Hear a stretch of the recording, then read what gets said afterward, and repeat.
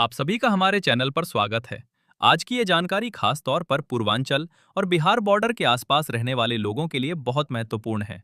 अगर आपका घर कुशीनगर, देवरिया, गोरखपुर, सिवान या गोपालगंज इलाके में है और आप सऊदी अरब, कतर, ओमान, दुबई या मलेशिया जैसे देशों में काम करते हैं या आने जाने की योजना बनाते रहते हैं, तो आपके लिए हवाई यात्रा से जुड़ी एक बड़ी और राहत देने वाली अपडेट सामने आ रही है। काफी लंबे समय से लोग ये सवाल पूछ रहे थे कि आखिर कुशीनगर इंटरनेशनल एयरपोर्ट से नियमित फ्लाइट सेवा कब शुरू होगी, क्या दिक्कत आ रही है, कौन कौन सी कंपनियां इसमें रुचि दिखा रही हैं और पहली उड़ान किन शहरों के लिए हो सकती है। अब इन सभी सवालों पर स्थिति पहले से ज्यादा साफ होती नजर आ रही है और चीजें तेजी से आगे बढ़ रही हैं।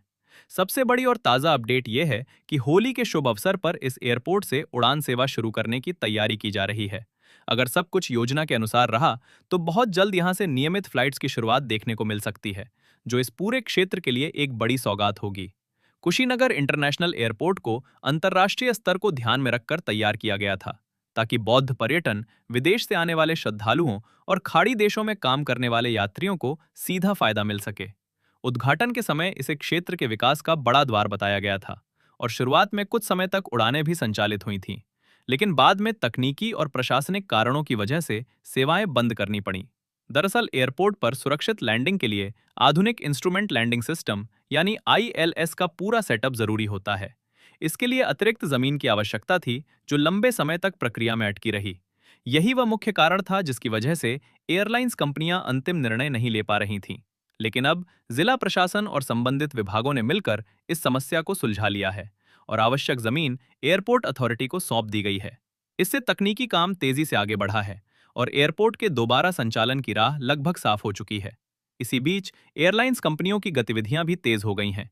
जानकारी के अनुसार एयर इंडिया एक्सप्रेस ने यहां से उड़ान शुरू करने को लेकर अपनी ऑपरेशनल स्टडी और सर्वे लगभग पूरा कर लिया है। रूट प्लानिंग, टाइमिंग और कनेक्टिविटी को लेकर भी अंदरूनी स्तर पर काम काफी आगे बढ़ चुका है। योजना ये बनाई जा रही है कि शुरुआती चरण में ऐसे रूट शुरू किए जाएं जहां से यात्री आसानी से बड़े शहरों के जरिए इंटरनेशनल फ्लाइट पकड़ सकें।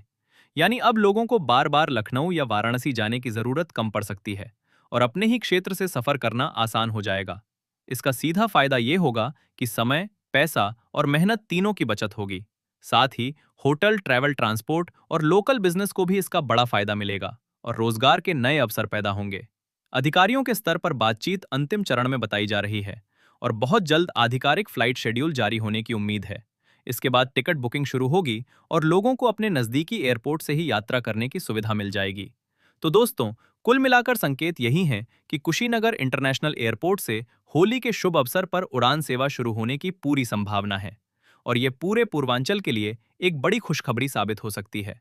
अगर आपको ये जानकारी उपयोगी लगी हो तो वीडियो को लाइक करें, अपने दोस्तों और परिवार के साथ शेयर करें और चैनल को सब्सक्राइब करना बिल्कुल ना भूलें, ताकि ऐसी ही जरूरी और काम की अपडेट आपको सबसे पहले मिलती रहें।